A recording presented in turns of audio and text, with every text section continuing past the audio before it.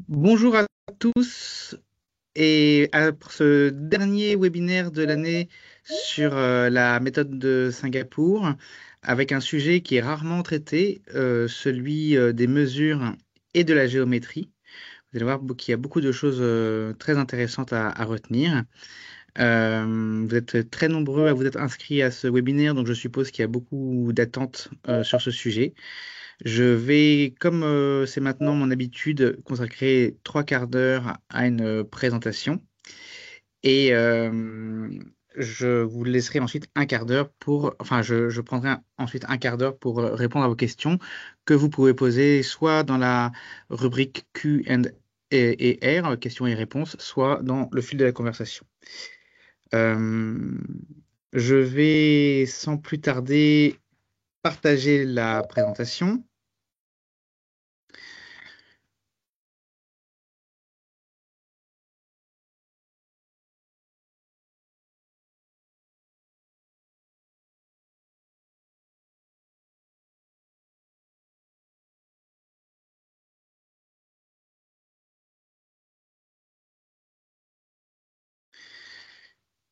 Donc, je vais laisser encore quelques instants pour ceux d'entre vous qui souhaitent nous rejoindre.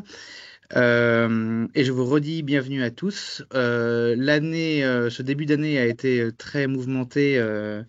Nous avons eu beaucoup de ministres de l'Éducation et apparemment ce n'est pas fini. Des projets de nouveaux programmes en cours d'écriture, beaucoup d'inconnus. Il y a une constante, c'est notre volonté de vous transmettre tout notre savoir-faire et de partager notre enthousiasme pour la qualité de la méthode de Singapour. Et nous nous tenons à votre disposition pour répondre à vos questions, pour vous accompagner et pour vous faciliter la vie si vous souhaitez la mettre en place l'année prochaine. Donc, aujourd'hui, nous allons parler d'un sujet rare quand on évoque la méthode de Singapour, à savoir la géométrie et les mesures. Donc, je vais vous faire une présentation en 3 parties. D'abord, le contexte et les principes pédagogiques qui permettent d'enseigner la méthode la géométrie et les mesures à Singapour. Vous allez comprendre très vite pourquoi je vous parle du contexte. En deuxième partie, la géométrie et la progression pédagogique. Et troisième partie, les mesures et la progression pédagogique. Alors, pourquoi est-ce que je tiens à parler du contexte? C'est que la géométrie est un cas particulier, car elle n'est pas enseignée du tout de la même manière à Singapour et en France. Donc, dans notre adaptation de la méthode de Singapour, nous avons fait le choix de créer du contenu nouveau, adapté à notre tradition de l'enseignement de la géométrie. En- pour le dire en 2 mots, on va ensuite approfondir ça. La tradition anglo-saxonne, qui est la même que la tradition singapourienne pour l'enseignement de la géométrie, repose sur les mesures. On va d'abord mesurer les distances, mesurer les aires, mesurer les volumes, mesurer les angles. Et c'est de cette manière-là qu'on va parvenir à décrire les figures géométriques. Euh, Ce qui fait que le programme est un peu renversé. Et la conséquence de ça, c'est ils enseignent par exemple le cercle seulement en sixième. Ce qui pour nous semble être une aberration, puisque nous commençons par le tracé des figures géométriques, par leur observation, par leur analyse. Les enfants, dès le CP, tracent, se servent d'instruments, le compas, la règle, l'équerre, euh, et donc, il nous a semblé essentiel de ne pas laisser de côté cette tradition qui a fait la gloire quand même hein, de la culture mathématique française, dont je vous rappelle que la France a le plus grand nombre de médaillés Fields. Donc, voilà, ce serait dommage de jeter le bébé avec l'eau du bain et de se dire, tiens, on prend la méthode de Singapour, mais on renonce à la tradition géométrique française, raison pour laquelle ce contenu est neuf et il a été conçu notamment par Chantal Criper pour le cycle 3 et Monica Nigoy pour le cycle 2. Euh, Et donc, pour vous, c'est important de le savoir, c'est que je vous répète souvent que la méthode de Singapour n'est pas très originale en soi, elle est particulièrement peu en géométrie. À moins que vous découvriez quand même, dans la façon dont nous avons conçu ces séances, des petits trésors didactiques et pédagogiques, je l'espère. Voilà, pour cette introduction, mais qui me semblait nécessaire. Donc, pour reprendre une présentation qui est inspirée du travail de Chantal Critère, que je remercie à cette occasion, ceci n'est pas une pipe. Vous connaissez peut-être ce tableau.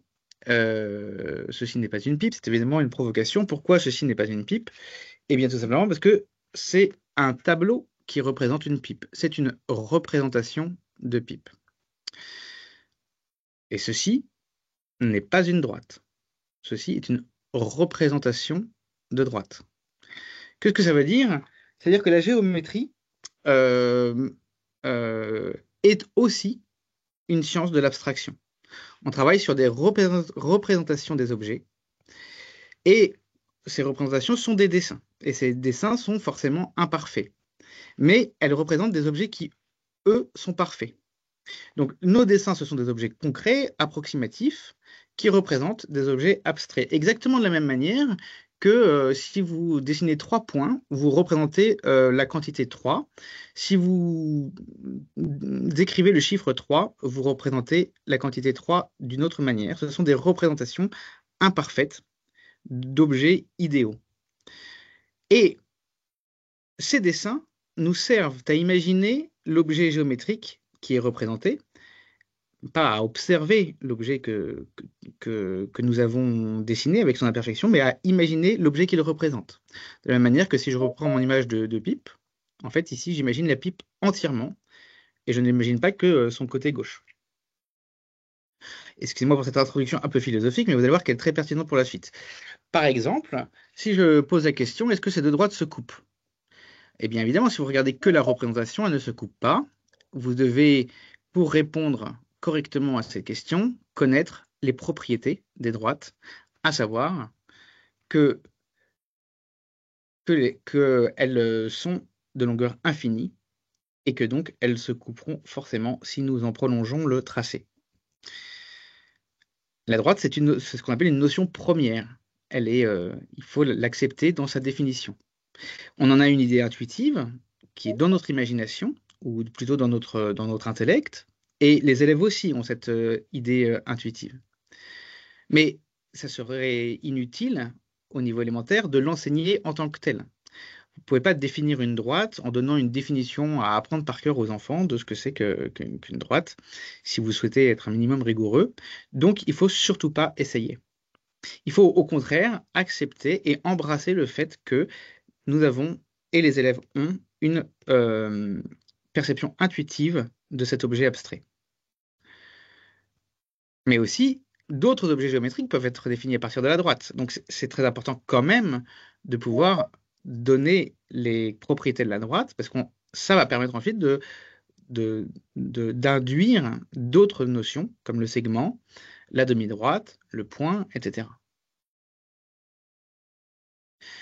Donc, cette introduction, parce qu'il semble un peu assez important de préciser cette chose-là. On a tendance, en mathématiques, à distinguer d'un côté les nombres et les calculs, les grandeurs et les mesures, la géométrie, pardon, oui, oui, c'est grandeur et mesure, la géométrie, comme si c'était des objets séparés. Voilà, on aura tendance à dire que la géométrie, comme il s'agit de tracer des figures, comme il s'agit de les observer, comme c'est plus concret que l'algèbre, par exemple. C'est vrai, mais ça ne l'est pas exactement. Et ça paraît assez important de comprendre que derrière la géométrie, il y a une volonté d'abstraction et un même enjeu pédagogique, donc d'amener les enfants progressivement du concret à l'abstrait. Donc, les enjeux pédagogiques de la géométrie, c'est quoi? C'est qu'on va commencer par décrire des figures, donc des représentations, pour apprendre à en nommer les différents composants, un sommet, une arête, un côté, etc. Et puis, au fur et à mesure, on va les analyser pour en connaître les propriétés. Les diagonales d'un carré se coupent en leur milieu, etc. Et à partir de ces propriétés, apprendre aux enfants à raisonner, et donc avoir ce fameux raisonnement déductif qui permet d'apporter la preuve de ce qu'on avance. Euh, L'autre enjeu pédagogique, c'est qu'on va apprendre à tracer des figures. D'abord à la main, à l'aide d'objets de manipulation, et puis à l'aide d'instruments de plus en plus précis. Euh, je fais dès à présent cette remarque, sur laquelle je reviendrai ensuite, qui est que dans la méthode de Singapour, nous avons une progression concentrée, massée, c'est-à-dire qu'on va étudier une seule notion sur un temps long, et donc dans le sommaire que je vais vous montrer tout à l'heure de géométrie, quel que soit le moment de l'année, eh bien, on peut avoir 5, 6, 7, 10, 15 séances qui sont consacrées à une notion géométrique. Mais contrairement, ou peut-être plus que les autres notions, les tracés géométriques demandent un entraînement régulier euh, ne doit pas attendre que soient traitées les différentes notions et qui doit se prolonger même quand on a fini l'unité. Euh, et c'est la raison pour laquelle l'année prochaine, nous faisons paraître une collection de petits cahiers Clairefontaine de géométrie pour la pratique autonome et pour la pratique continue tout au long de l'année. Donc, le troisième enjeu de la géométrie, c'est pour moi la symétrie. Après, pour les mesures, on va avoir, je me suis pour l'instant consacré beaucoup sur la géométrie, mais la deuxième partie de ce webinaire est consacrée aux mesures.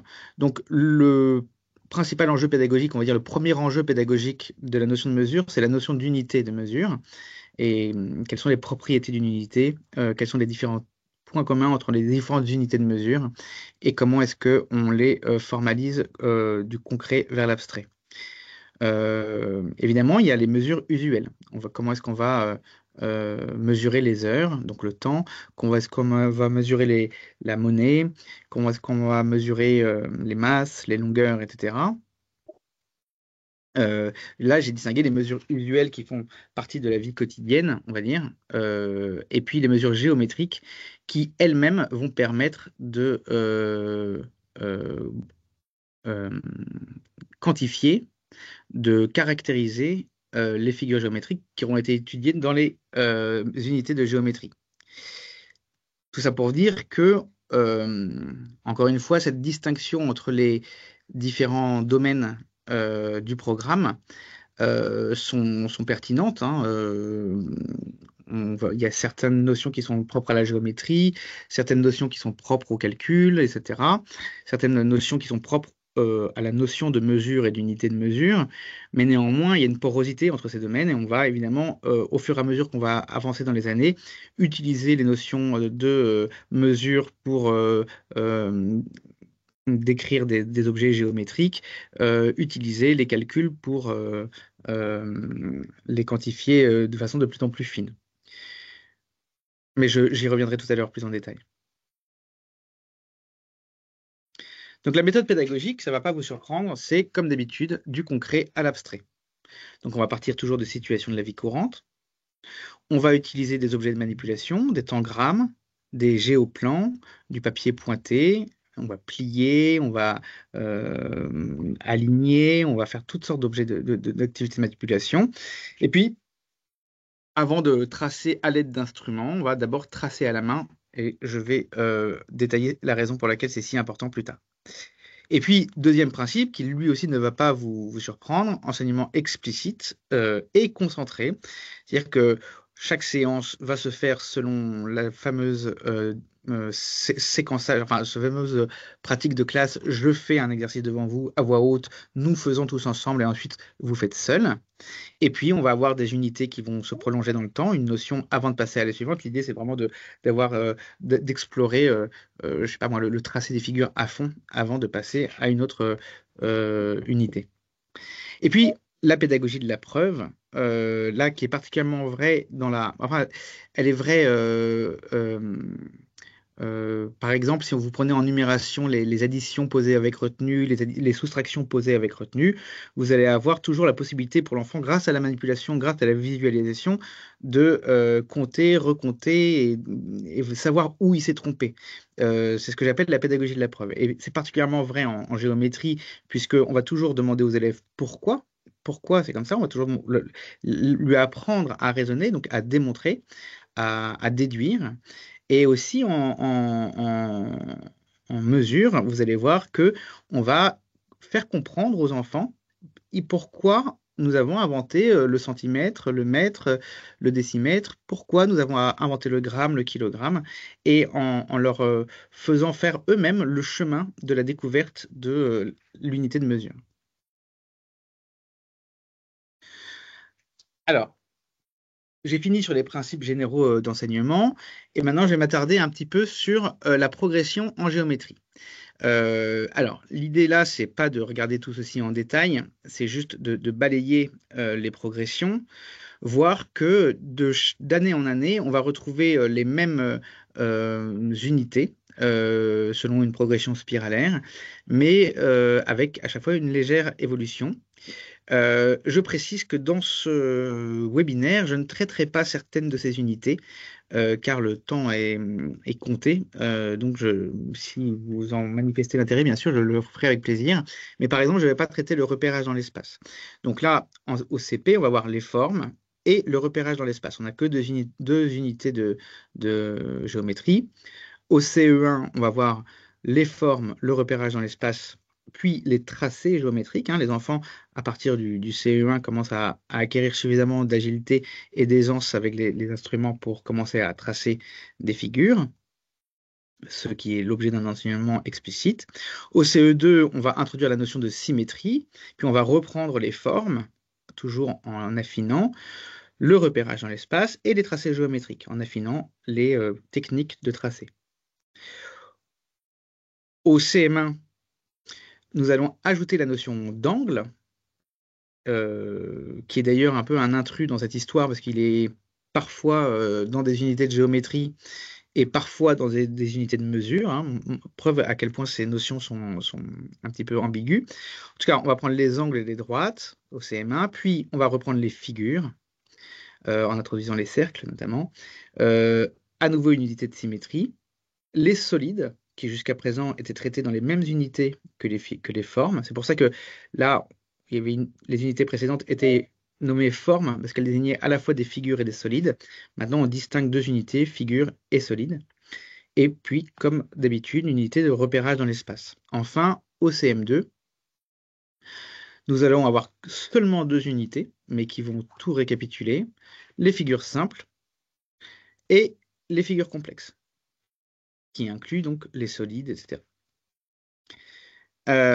Maintenant, comment est-ce que ces notions sont mises en œuvre? Eh bien, quand Chantal Critère a dû réfléchir pour la première fois à intégrer la géométrie dans la méthode de Singapour, elle a d'abord réfléchi à utiliser les trois étapes: concret, imagé, abstrait. L'étape concrète, eh bien, c'est tout simplement le fait de dire que, tiens, la terre, l'orange, la bille ont une même forme. Et donc, on va la nommer. Au début, c'est vraiment presque de la leçon de choses. On va nommer des objets géométriques. La boîte, la canette, la conserve ont la même forme, etc. Donc, on est vraiment sur les objets de la vie courante dont on va abstraire une forme, d'abord solide, donc étape concrète.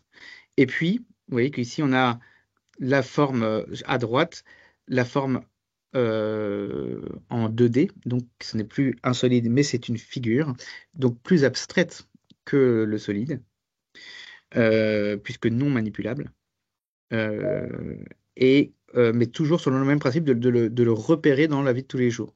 Et puis on va aussi beaucoup manipuler avec les géoplans. Donc ça, c'est l'étape concrète. Nous observons et nous agissons sur de vrais objets. C'est vraiment l'idée toujours de partir du réel. Par exemple, on va faire des constructions sur un géoplan. Ici, nous allons pouvoir dessiner un carré et nous allons pouvoir compter le nombre de côtés, compter le nombre de sommets. Puis si on change la figure, on va pouvoir compter le nombre de côtés, le nombre de sommets, etc. Nous allons pouvoir les décrire en détail et leur donner un nom. Puis on va manipuler de vrais solides. Et avant de passer à l'étape imagée. Donc, dans l'étape imagée, c'est ici où on va commencer à voir sur le fichier des dessins. Donc, les figures vont s'y épanouir. Ici, vous voyez qu'en haut, on va pouvoir demander aux enfants de classer les différentes figures selon différents critères. Alors, est-ce qu'ils vont les classer par couleur, par taille, par forme? Puis, une fois qu'on a vu la forme, on peut commencer à regarder ces formes. Vous voyez que la petite je crois que c'est Alice, a décidé de tracer, de ranger ses figures selon leur forme. Et donc, elle a pris des triangles. Et en fait, elle remarque que, en les observant, que ces figures ont trois côtés et trois sommets. Et euh, Idriss, quant à lui, a choisi des figures qui ont quatre côtés et quatre sommets, ce qui permet aux enfants de utiliser et de verbaliser, en utilisant un vocabulaire nouveau, le côté et le sommet. Au CM1, quand on arrive au cercle, de la même manière, on a pu observer des boules, on a pu même tracer des cercles au compas. Maintenant, on va commencer à observer ce que c'est qu'un cercle exactement. Donc, tous ces points sont sur un même cercle. Ce cercle a un rayon de 2 cm et son centre est le point O. Et on va pouvoir ainsi définir le cercle comme étant l'ensemble des points qui se trouvent à la même distance d'un point, qui sera le centre. Et d'emblée, on va demander aux élèves de soit utiliser le compas pour tracer un cercle, comme on voit ici dans l'exercice S2, soit utiliser la règle, puisque maintenant, on sait que tous les points qui sont sur un cercle sont à la même distance du centre. Donc, dans cette étape imagée, on va commencer à utiliser des instruments, tels que l'équerre, la règle graduée, pour effectuer des vérifications sur un dessin. Est-ce que deux côtés ont la même longueur? Est-ce qu'ils sont perpendiculaires? Etc. Et dans l'étape abstraite, on va commencer à raisonner à partir des figures. Donc cette fois-ci, ce n'est plus l'observation des figures imparfaites que nous avons, mais on va progressivement rentrer dans l'abstraction. C'est un carré, n'importe lequel. C'est un rectangle, n'importe lequel. On raisonne sur des objets parfaits. Et à partir de là, puisque on a appris en les observant les propriétés de ces figures, on va pouvoir faire des déductions. Donc ici, on a relié les figures deux par deux pour créer un carré, un rectangle et un triangle. Et là, vous voyez que l'enfant doit avoir compris les propriétés d'un carré pour comprendre que E et D doivent se compléter, que B et F, en se complétant, forment un rectangle, et que A et C forment un triangle. Euh, Autre exemple, une fois qu'on a appris les propriétés, ça c'est au CM2, des angles d'un triangle, on va pouvoir déduire, vous voyez qu'il y a une double déduction à faire. Je sais que la somme des angles d'un triangle, c'est 180 degrés. D'ailleurs, je l'ai fait par de la manipulation, je vous montrerai tout à l'heure. Je sais en outre que ce petit symbole-là désigne un angle droit et que l'angle droit, on a appris à le mesurer, on a appris qu'il faisait 90 degrés. Donc, je vais pouvoir déduire la mesure de l'angle A. On va également pouvoir voir et analyser les différences entre un carré et un losange. On a appris explicitement ce qu'était qu'un losange. Et maintenant, on va se poser la question, en quoi sont-ils semblables, en quoi sont-ils différents? Les enfants ont en effet une grande révélation dans leur vie quand ils se rendent compte que le carré est un losange. Et puis, qu'ils sont tout petits, ils savent ce que c'est qu'un carré.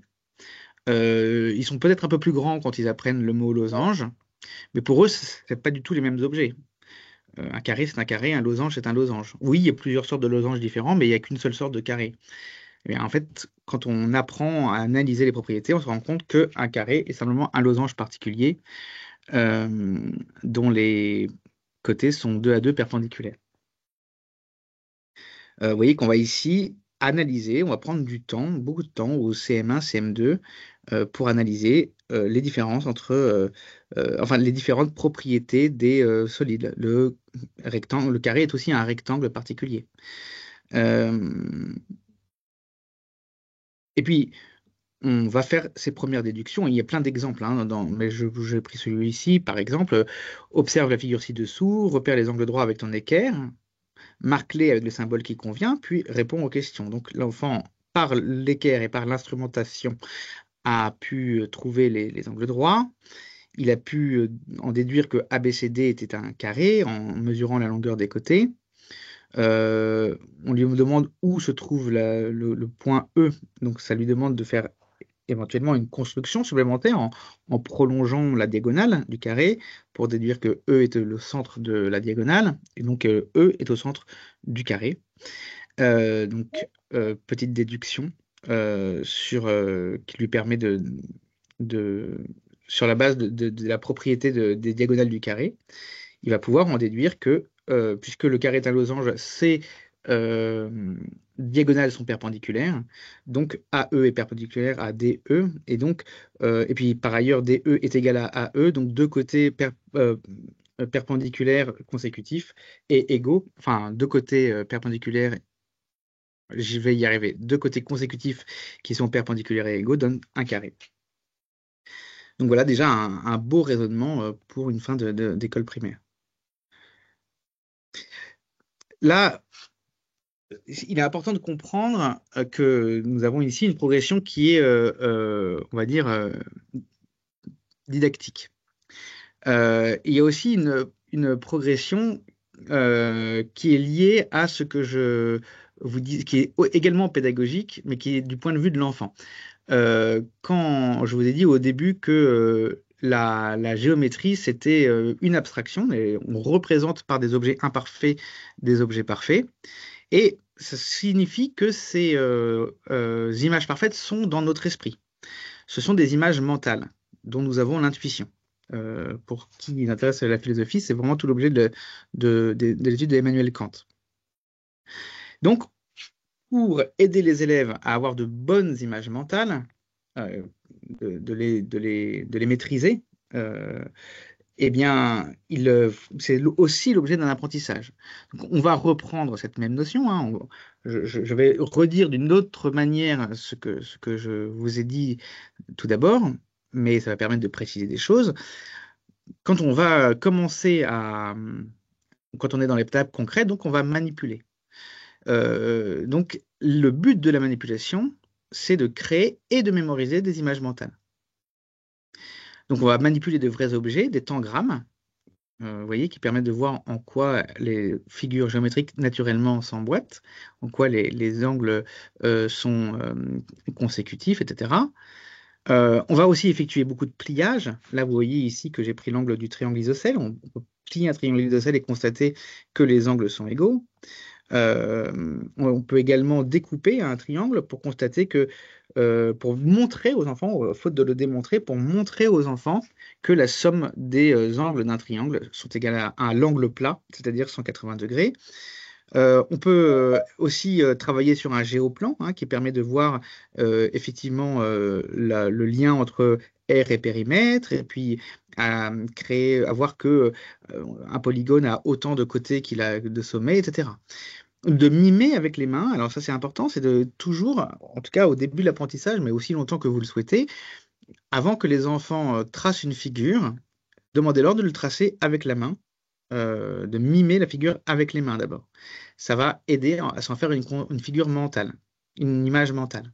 Ensuite, le tracé à main levée. Ce tracé sera imparfait, mais néanmoins, les enfants, pour parvenir à tracer une figure à main levée, vont devoir anticiper grâce à l'image qu'ils ont dans leur tête. Donc, première étape, manipuler. Ensuite, tracer. Donc, on va effectuer des tracés à main levée sur papier vierge. Ça, c'est une pratique qui est assez originale, mais qui est très puissante. On va tracer à main levée un triangle. Chaque élève aura tracé différemment son triangle. Un cercle, évidemment, c'est très difficile à tracer un cercle. Donc l'enfant va voir la différence qu'il y a entre l'image mentale qu'il a et la représentation qu'il en fait. Et puis progressivement, on va commencer à donner un cadre à ces tracés sur du papier pointé, très utile pour montrer les dimensions des différentes figures géométriques. Euh, et puis sur les quadrillages. Ici, l'exercice est assez compliqué. Sans utiliser ton équerre, trace en bleu une paire de droites perpendiculaires sur le quadrillage. Donc ici, les enfants vont servir du quadrillage, ils n'ont pas besoin de l'équerre. Et sans utiliser ton équerre et sans suivre les lignes du quadrillage, trace en vert une autre paire de droites perpendiculaires. Et là, les enfants donc, vont devoir tracer une droite perpendiculaire, mais en ayant euh,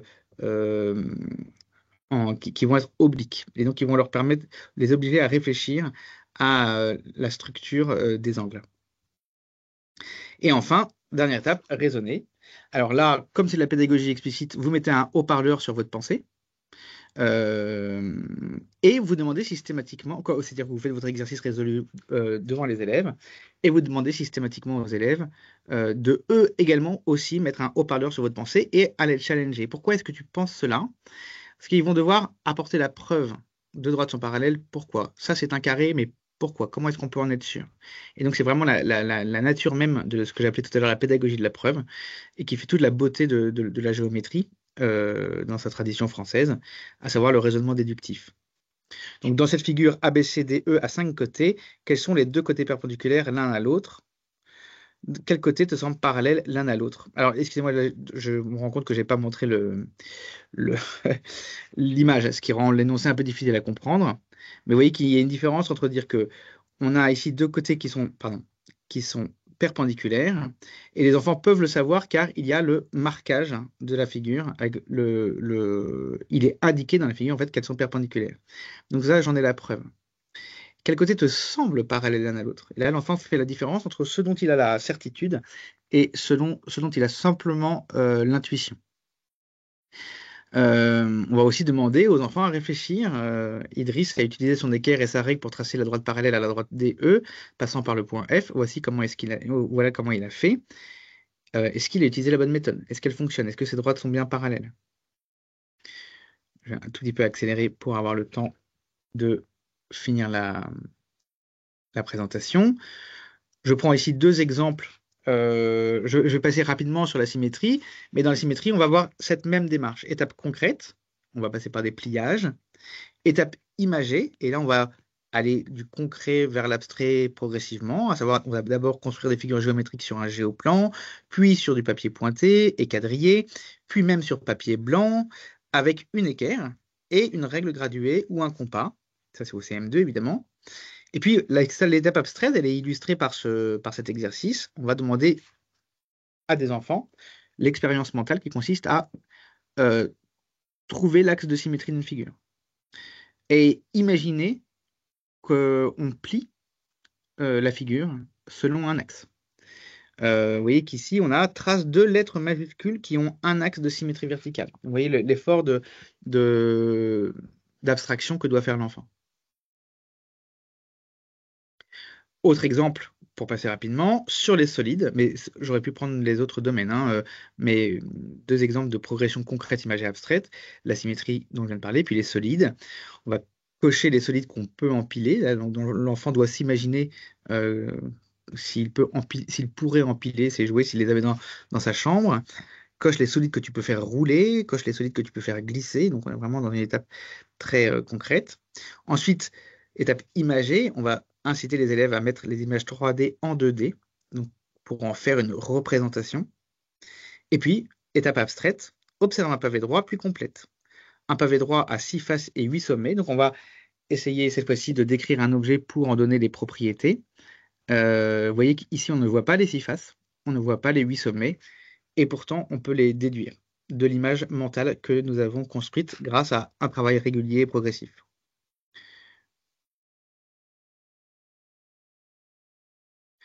Toujours sur les solides, on va évidemment approcher les solides grâce à la notion, à nos fameux cubes multidirectionnels.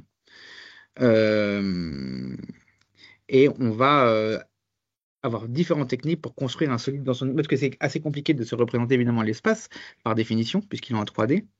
Donc on va utiliser différents outils, les cubes multidirectionnels, qui vont permettre, en les empilant, de former des figures très très différentes. Euh, on peut dessiner sur du papier pointé. On peut, ici, à partir d'une face, déduire la face de quel solide elle pourrait être. Et de la même manière, enfin inversement, on va prendre un solide et on va demander de dessiner en 2D cette représentation. Donc vous voyez toujours cette articulation concret, imagé, abstrait, avec comme objectif pédagogique la construction d'une image mentale précise, de plus en plus fine, des différentes notions géométriques. Je passe maintenant aux mesures. Donc, là aussi, très rapidement, je vais dérouler les sommaires et en précisant que je ne traiterai pas tous les sujets, notamment pas l'heure ni les euros, qui sont des objets d'apprentissage un peu particuliers sur lesquels je pourrais revenir pendant les questions si vous le souhaitez. Je vais m'occuper surtout des unités, de ce qui va concerner les unités de grandeur géométrique et les unités de grandeur. Donc, on va voir au CP des unités de longueur puis de masse. Au CE1, à nouveau, longueur, masse. On va retrouver nos euros. On va retrouver la date, l'heure, la durée. Et puis, on va ajouter la contenance et le volume.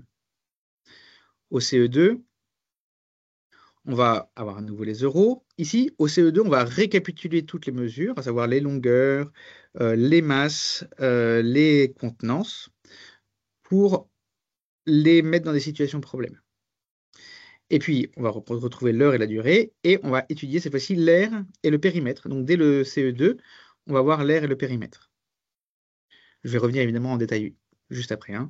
Au CM1, toujours heure et durée, air et périmètre, avec des aires et des périmètres de figures particulières.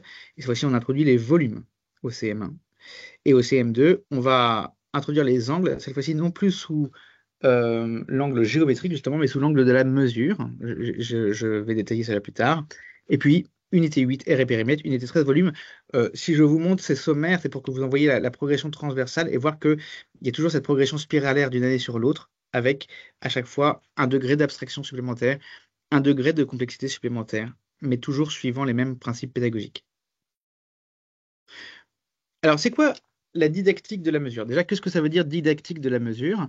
C'est qu'en fait, l'unité de mesure, c'est un objet mathématique extrêmement utile, un objet extrêmement pratique, et qui euh, est un objet d'apprentissage en soi. C'est d'ailleurs la raison pour laquelle il est en tant que tel mis dans les programmes indépendamment de la géométrie, indépendamment des nombres et des calculs, même si bien sûr vous allez voir qu'il y a des liens. Premièrement, la didactique de la mesure, ça va consister à repérer. Qu'est-ce qu'on veut repérer? Qu'est-ce qu'on veut mesurer? On va prendre un livre, par exemple. Est-ce qu'on va en mesurer la longueur? Est-ce qu'on va mesurer l'épaisseur? Est-ce qu'on va mesurer le poids? On peut mesurer différentes choses. Ensuite, on va comparer deux objets, deux à deux. C'est ce qu'on appelle la comparaison directe, ou trois ou quatre objets, en tout cas, dont on va pouvoir comparer les attributs. Deux choses qui sont plus ou moins lourdes, deux choses qui sont plus ou moins grandes. Quel est le plus grand? Quel est le plus petit? Quel est le plus léger? Quel est le plus lourd? Ensuite, on va faire des comparaisons indirectes. Et la comparaison indirecte, ça va consister à se servir d'un objet de transition. Par exemple, la trousse est plus lourde que le crayon. Le crayon est plus lourd que la bille. Et donc, forcément, la bille est plus légère que la trousse. Et au fur et à mesure, on va ainsi introduire les unités non conventionnelles. C'est quoi les unités non conventionnelles? C'est on va se servir d'objets pour mesurer. Je vais y revenir tout à l'heure. On va se servir de trombone pour mesurer la longueur d'une trousse. On va se servir de billes pour mesurer le poids d'un cahier. On va se servir de verre d'eau pour mesurer une contenance, la contenance d'un vase. Avant d'introduire les notions conventionnelles, parce qu'elles ont un degré d'abstraction supplémentaire, les centimètres, les mètres, les grammes, les kilogrammes, etc., etc. Et seulement au cycle 3, on va utiliser des formules mathématiques qui vont utiliser ces formules conventionnelles. Si vous dites à un enfant, pour mesurer l'air d'un rectangle, il faut faire longueur fois largeur, il va l'apprendre, il va peut-être le retenir, mais il ne va pas le comprendre. Et il est nécessaire, pour qu'il le comprenne de manière durable et profonde, de passer par toutes ces étapes. Raison pour laquelle ici nous avons un escalier, et seulement après, on peut utiliser tous ces savoir-faire pour résoudre des problèmes. Les enjeux didactiques de la mesure, c'est vraiment que, alors pour le premier, c'est qu'on va passer du discret au continu. C'est vraiment ça la différence qu'il y a entre les nombres entiers naturels qui sont abordés au cycle 2. Ce sont des nombres discrets. Donc on a soit une bille, soit deux billes, soit trois billes, mais on n'a pas une bille et demie. On n'a pas deux billes et demie. La mesure, c'est le monde du continu. on peut avoir une demi-heure, on peut avoir un quart d'heure, on peut avoir une minute, on peut avoir une seconde, etc. On va pouvoir avoir toujours plus petit. Donc ça permet, justement, je vais en parler tout à l'heure, de faire le lien entre, premièrement, on va passer du monde discret au monde continu selon la progression que je vais vous montrer, mais on va évidemment à un moment se rendre compte qu'on peut se servir aussi des nombres, que sont les nombres décimaux, que sont les fractions, pour pouvoir mesurer des grandeurs continues. On va également se servir de la multiplication, à savoir que comme chaque unité de mesure a une grandeur différente, eh bien, quand on prend, je sais pas, je peux prendre des cubes que j'ai ici. Hop, je prends des cubes. Si je dis que chaque cube vaut 2 centimètres, eh bien ici, pour mesurer la longueur de ce train de cubes, je vais devoir multiplier 5 par 2. Et c'est très important jusqu'au bout, CM2, 6e, de toujours garder le sens des grandeurs. Le sens des grandeurs, ça veut dire qu'effectivement, non seulement on veut retarder le passage à l'abstraction, pour, comme je viens de vous le dire, rendre toujours compréhensibles les notions, mais on veut également que les enfants se rendent compte que ces objets, un centimètre cube, un mètre cube, correspondent à des réalités, et qu'ils n'en perdent pas l'idée. Parce qu'à force de faire des calculs abstraits, en fait, les enfants perdent très vite le sens des grandeurs. Et puis, un autre enjeu didactique important, c'est la propriété des unités. Une unité de longueur, d'abord, elles doivent être alignées, elles doivent être collées, elles doivent être toutes égales. Plus elles sont petites, plus il en faut pour mesurer une longueur. Donc il y a une dimension, comment dire, inversement proportionnelle du nombre d'unités en fonction de leur taille, etc., etc. Tout ça, ce sont des notions qui sont enseignées selon la méthode de Singapour, c'est-à-dire progressivement du concret à l'abstrait. Par exemple, ici, CP, CE1, on va avoir la comparaison directe de deux masses. On va mesurer la règle, on va mesurer le stylo. Le stylo est plus léger que la règle est plus légère que la trousse, donc forcément la trousse est plus lourde que le stylo. On va avoir la comparaison directe de longueur. On va pouvoir comparer ici. C'est un peu difficile de mettre à côté A et D, donc on va devoir les déplacer. On va devoir se servir de certaines astuces pour pouvoir comparer A et D. Et on va donc du coup montrer aux élèves progressivement à quel point il est utile d'utiliser des unités de grandeur. Ici, vous voyez, on a toujours la comparaison indirecte de longueur. Ici, on se sert des briques pour voir que V mesure 2 briques, que J mesure une brique, que R mesure une brique. Donc, même si R et J, c'est une comparaison indirecte parce qu'on ne peut pas les mettre côte à côte, mais on peut, grâce à la longueur de la brique, en déduire qu'elles ont la même longueur. On pourrait également aussi déduire du fait que B est, oui, c'est pas si simple que ça, que B est la plus longue, puisqu'elle fait 2 briques et demie de longueur, alors même qu'elle est penchée. Donc vraisemblablement que si elle était droite, elle ferait 3 briques. Vous voyez, il y a ici une image mentale qui est demandée aux enfants. Et puis après, au fur et à mesure, on va arriver aux unités standards. Et là, la magie va s'opérer. Je prends l'exemple des masses, pour lequel c'est particulièrement parlant. On a 2 boîtes A, B et C qui ont la même dimension. Certes, elles ont des couleurs différentes, mais elles ont les mêmes dimensions. Donc, comment connaître leur poids a priori, sachant qu'on a déjà fait remarquer aux enfants précédemment que 2 objets pouvaient avoir la même taille, mais un poids très différent. Donc ici, comment est-ce qu'on va faire pour connaître le poids? Eh ben, on pourrait comparer, faire A, B sur la balance, A, C sur la balance, B, A sur la balance, B, C sur la balance. Ça prendrait un peu de temps, ça serait de la comparaison indirecte, mais si on avait 10 cubes à mesurer, à peser, eh ben, on prendrait beaucoup de temps. Donc on va prendre un objet, la bille, et on va prendre, qui sont toutes identiques et qui ont tout le même poids, pour mesurer combien de billes pèse A, combien de billes pèse B, combien de billes pèse C. Et comme ça, on va pouvoir en déduire grâce à cette unité de grandeur qu'est la bille, unité non conventionnelle, le poids respectif de ABC. De la même manière, on va faire pour les longueurs. On va utiliser des trombones, on va utiliser un stylo. Pourquoi faut-il plus de trombones que de stylos pour mesurer les baskets? Eh bien, parce que, évidemment, les trombones sont plus petits que la basket. Et c'est ce que je disais tout à l'heure. Les enfants comprennent au fur et à mesure que, selon la finesse de la mesure que nous voulons acquérir, il faut trouver des unités de plus en plus petites. Et là, géniale idée des concepteurs de la méthode de Singapour, pour mesurer le poids de la règle, on va utiliser de la pâte à modeler. Et là, l'enfant qui va en faire l'expérience se rend compte qu'il peut jusqu'à l'infini retirer des tout petits bouts de pâte à modeler. Or, c'est quoi la différence entre la pâte à modeler et les billes? C'est que c'est une grandeur continue. Et là, ici, on voit la vraie nature des unités de mesure conventionnelles. C'est qu'elles vont justement introduire la notion de continuité dans la mesure, et donc de précision. J'accélère un petit peu. Juste un exemple sur la contenance. On va d'abord constater que la carafe contient plus d'eau que la bouteille, puisque quand on remplit la bouteille, on ne peut pas finir de remplir le vase. La bouteille contient moins d'eau que la carafe, donc on va pouvoir comparer les contenances, donc la capacité d'un récipient. Et puis après, on va commencer à quantifier.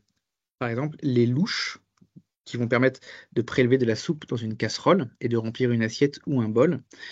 Ou un saladier, la louche, c'est une unité de mesure non conventionnelle. Et puis, au fur et à mesure, on va formaliser. Là, on avait vu le cube de base 10, enfin, le cube des milliers dans le matériel de base 10, dont on avait appris qu'il mesurait 1 kg s'il était rempli d'eau. Eh bien, 1 litre, ça pèse 1 kg. 1 litre d'eau, ça pèse 1 kg. Et donc, on peut voir ici que les enfants savent que c'est 1 millième d'un litre. Et donc, on va pouvoir introduire ici la notion de millilitre, décilitre, centilitre, etc. À savoir que les enfants se rendent compte qu'à l'intérieur même d'une unité de mesure, qu'il s'agisse de mesurer la longueur, la masse, etc., eh bien, on peut faire des subdivisions qui correspondent, comme par miracle, au système décimal. Alors, il est 15h17, donc je suis en retard sur ma présentation. Je vais néanmoins aborder brièvement l'air. Alors, l'air, c'est une originalité de la méthode de Singapour, et est étudiée dès le CE1, de manière très concrète. On va utiliser des carreaux pour recouvrir la surface d'une table. Eh bien, combien est-ce qu'il faut de carreaux? C'est une façon de mesurer la surface. Euh, Alice, quant à elle, va utiliser des triangles. Donc, il faut 2 triangles pour faire un carré. Donc, vous voyez qu'elle a une unité de mesure qui est plus petite que le carré. Et donc, forcément, il en faudra plus pour recouvrir la même surface. Ensuite, on va on va mesurer tout simplement des pavages. Ici, on a 6 unités. Ici, on a 1, 2, 3, 4 unités. Et puis, 2 demi-unités et 2 demi-unités. Donc, ça fait 6 également. Etc., etc. Et donc, les enfants comprennent que on va pouvoir mesurer les aires et les surfaces de ces figures qui sont parfois de la même surface, mais qui sont pourtant différentes, de formes différentes. Je vais accélérer un petit peu. Le périmètre est également vu dès le CE1, ici en utilisant le géoplan. On va pouvoir ainsi comparer. Alors, le périmètre est vu d'ailleurs de manière très concrète, le périmètre d'un champ de fleurs, le périmètre d'un verger, etc. Et puis, on va finir par faire le lien entre aire et périmètre et montrer que, eh bien, on peut avoir des figures qui ont la même aire, mais qui sont de périmètres très différents. On va pouvoir également voir que, alors vous voyez cette figure très intéressante avec la peinture ici, on nous demande là simplement de mesurer le périmètre du carrelage et l'aire du sol. L'idée c'est que les enfants ne peuvent pas compter tous les carreaux, mais ils peuvent les déduire de par la structure. Donc ça c'est une idée, mais ça permet aussi de montrer que cette surface continue là est irrégulière. Comment est-ce que nous pourrions faire pour en mesurer l'aire? Une très belle question que vous pourriez poser à vos élèves.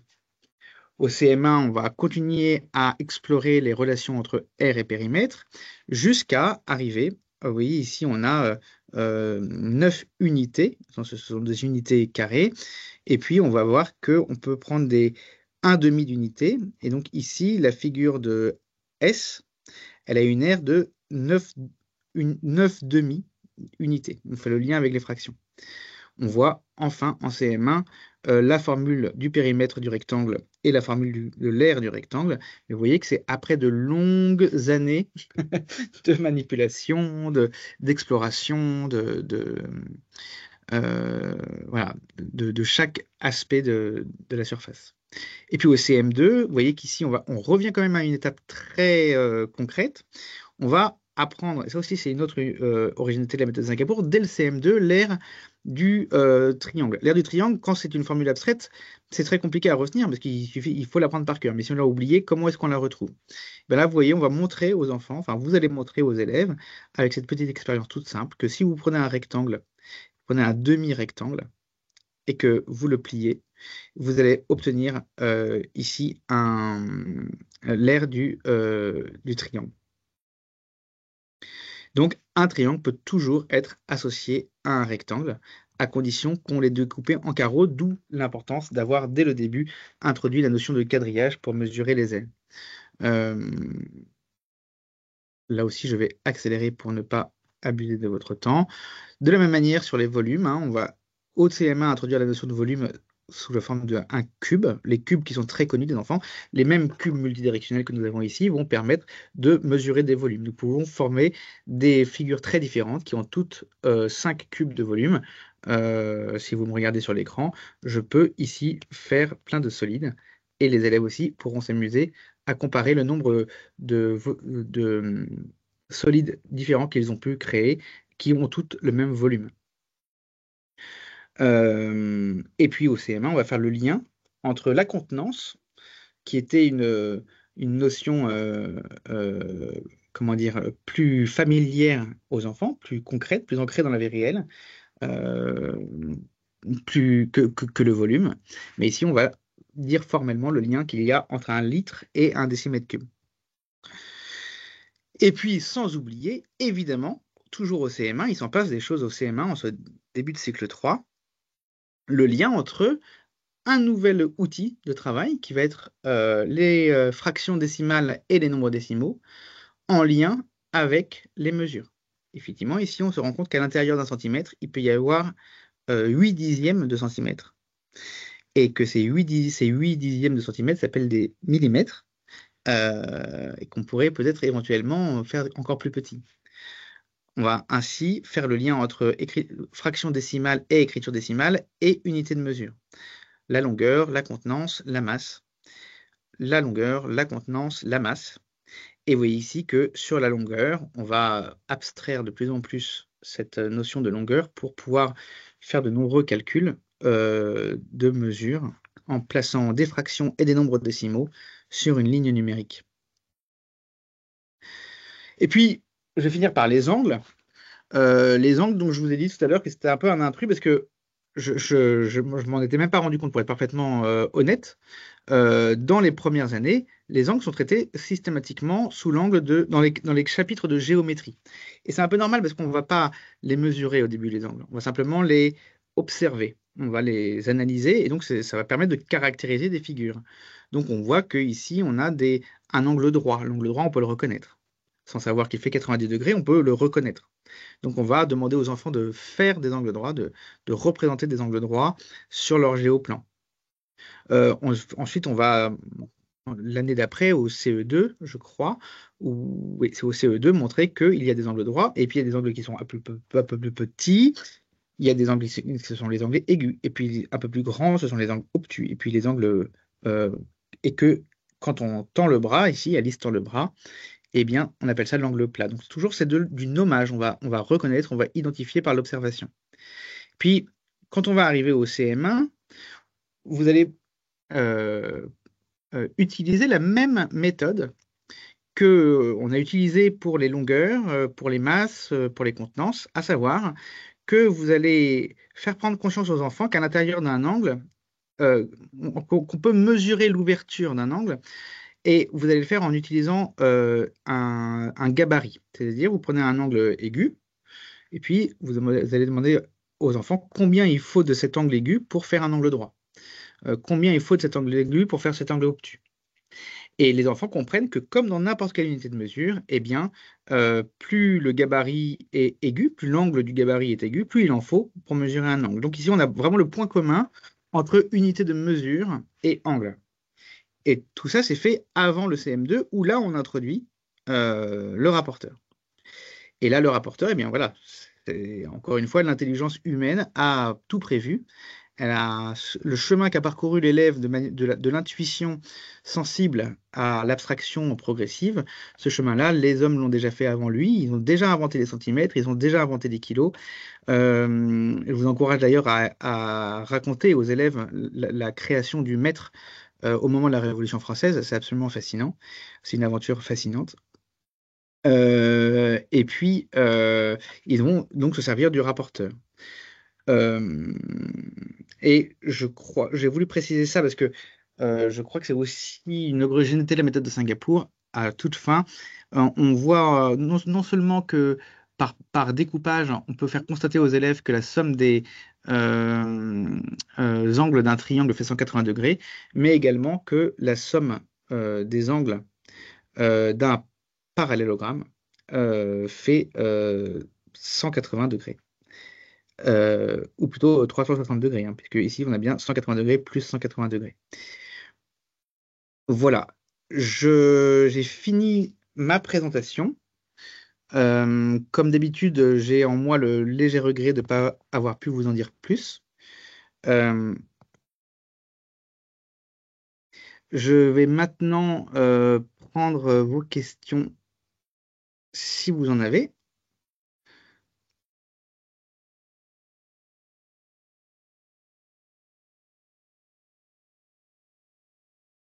Alors,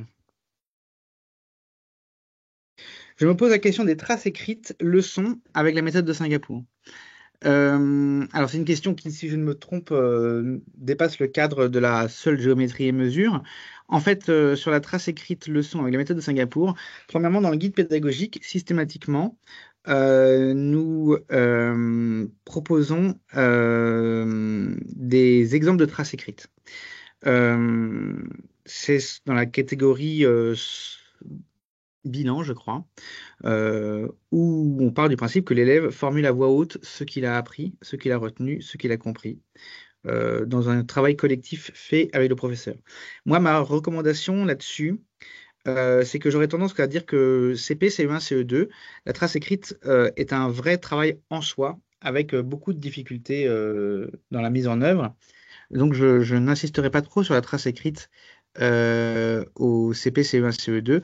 En revanche, au CM1, CM2, et donc voilà, on peut faire un moment d'objectivation orale à la fin d'une séance systématiquement euh, pour que les élèves prennent le temps de réfléchir à ce qu'ils ont appris de nouveau, sans forcément qu'il y ait de traces écrites.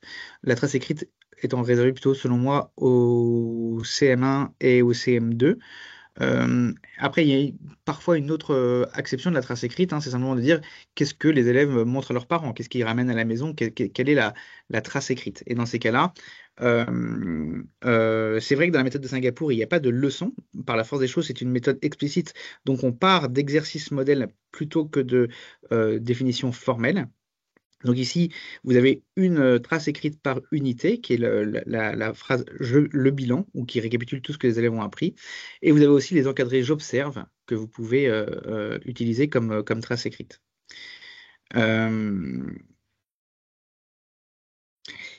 euh, Marina Casri me dit, ça ressemble un peu à la pédagogie explicite, un peu beaucoup, évidemment, puisque la méthode de Singapour, parmi ces trois grands principes que je ne me lasse pas de rappeler, hein, le premier principe, c'est concret, imagé, abstrait. Deuxième principe, c'est la pédagogie de la maîtrise. Et troisième principe, c'est la pédagogie explicite. Donc effectivement, à Singapour et dans la méthode de Singapour, l'enseignant montre comment faire, je fais, nous faisons tous ensemble, pratique guidée, et chacun fait tout seul, pratique autonome. Et évidemment, le professeur sert de modèle aux élèves. Alors, le fichier 1CE2 est indisponible chez notre fournisseur scolaire, donc je vous encourage à remonter la formation à contact@lalibrairiedesécoles.com pour savoir ce qu'il en est. Faut-il reprendre des éléments en amont si les élèves n'ont pas utilisé cette méthode les années précédentes? Euh, alors, moi, ce que je recommande, quand une école souhaite se lancer dans la méthode de Singapour, c'est effectivement de commencer par CP, CE1 Donc, quand on commence au CE1, c'est pas très grave si les élèves n'ont pas fait la méthode de Singapour au CP. C'est pas, on va dire, pour le dire différemment, c'est pas au CP que la méthode de Singapour est la plus originale. C'est vrai qu'à partir du CE1, on commence à instaurer les fractions, le modèle en barre pour résoudre des problèmes, les nombres décimaux ou entre guillemets décimaux avec la monnaie. Donc ça veut dire qu'au CE2, il y a déjà un certain nombre de prérequis qui sont nécessaires. Donc si vous souhaitez, c'est pas impossible de mon expérience de commencer la méthode de Singapour au CE2 dans une école qui ne l'aurait pas utilisé au CPCE1, à condition de le faire avec quand même un minimum de prudence et de connaissance du fichier CE1. Euh, donc, euh, voilà. Après, c'est vrai que dans les nouveaux programmes, il est prévu que les fractions soient enseignées au CE1 et la monnaie et les euros au CE1 également, et le modèle en barre, etc. Donc, ce problème-là finira par s'atténuer si ça avait jamais été un problème. D'ailleurs, je suis impatient de voir les projets de programme CM1 et CM2. Je suppose que vous devez l'être aussi. Euh, je vois qu'il n'y a plus de questions, ce qui me permet finalement d'être dans les temps. Je vous remercie beaucoup. Je précise que ce webinaire a été enregistré, donc que vous pourrez y avoir accès sur simple demande. Euh, on me demande une dernière question. Mesure des angles et utilisation du rapporteur, pas au programme. Euh, eh bien, si, c'est au programme, sauf erreur de ma part. Alors, comme d'habitude, c'est fait un peu en avance, mais le rapporteur au CM2 est bien au programme, selon moi. Peut-être que ça demande vérification. Je, je vais vérifier pour en être sûr et pas vous dire de bêtises. Mais de manière générale, dans notre adaptation de la méthode de Singapour, nous avons pris le soin d'être le plus en conformité possible avec les programmes, en faisant parfois des petites exceptions quand on considérait qu'il était utile et précieux pour les élèves d'étudier certaines notions en amont. Ah oui, peut-être pas dans les repères de progression CM2. Je vais y jeter un œil euh, pour, et je me permettrai de vous y répondre plus précisément. Je vous remercie beaucoup. Je vous souhaite un très bel été après ce début d'année 2024 mouvementé. Reposez-vous bien. Je serai ravi de continuer ces webinaires à la rentrée. N'hésitez pas à nous demander des sujets qui vous intéressent sur la méthode de Singapour, mais aussi, bien sûr, sur la pédagogie explicite, sur l'anglais explicite, sur l'histoire et la géographie, sur les sciences. Je pense qu'il y a beaucoup de sujets pédagogiques très intéressants à traiter. Donc, n'hésitez pas à nous en faire la demande et on prendra en compte vos requêtes pour constituer notre calendrier de webinaires 2024-2025. Un très bel été à vous tous et au revoir.